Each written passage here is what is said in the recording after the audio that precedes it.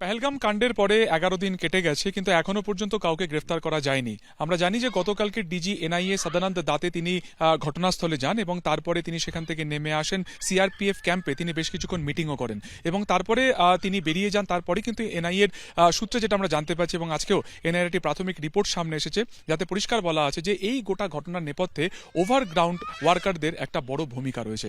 এদের ভূমিকা কি ছিল যে ঘটনার দিনকে তারা সমস্ত ইনফরমেশন বা তথ্য এই আসিফ মুসা ওরফে আসিফ ফৌজির কাছে তারা পৌঁছে দেবেন এবং শুধুমাত্র তাই নয়, ঘটনার সময় সেনারা কোথা থেকে ঘটনার পরে আসবে বা পর্যটক কত সংখ্যায় ছিল, এই গোটা বিষয়টির যে ইনফরমেশন তা কিন্তু দেবে এই ওভারগ্রাউন্ড ওয়ার্কাররাই বা ওভারগ্রাউন্ড যারা কর্মীরা রয়েছেন তারাই। মূলত এদেরকে ট্রেনিং দেওয়া হয়েছে পাকিস্তানের মাটিতে।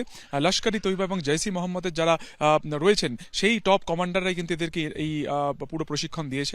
শুধুমাত্র তাই নয়, ঘটনার আগে প্রায় এক সপ্তাহ আগে এই বৈসারান উপত্যকার আশপাশে কার্যত ঘাঁটি গেলেছিল আসিফ ফৌজি। তাদেরকে যাবতীয় ইনফরমেশন দেওয়ার কাজ করেছিল কিন্তু এই 14 জন। এরা ছাড়াও বা এই 14 জন ছাড়াও তালিকাতে আরো কেউ রয়েছে কিনা, তাদের কি ব্যাকগ্রাউন্ড রয়েছে, পুরো বিষয়টা খতিয়ে দেখা হচ্ছে। এর পাশাপাশি সীমান্তবর্তী যে সমস্ত গ্রাম রয়েছে সেখানে সেনা অ্যালার্ট করা হয়েছে, সেখানে তৎপরতা বাড়ানো হয়েছে। অন্যদিকে সীমান্তবর্তী যে সমস্ত গ্রাম রয়েছে সেই গ্রাম থেকেও কিন্তু যারা বাসিন্দারা রয়েছেন তাদের দূরবর্তী স্থানে সরে যেতে বলা হয়েছে।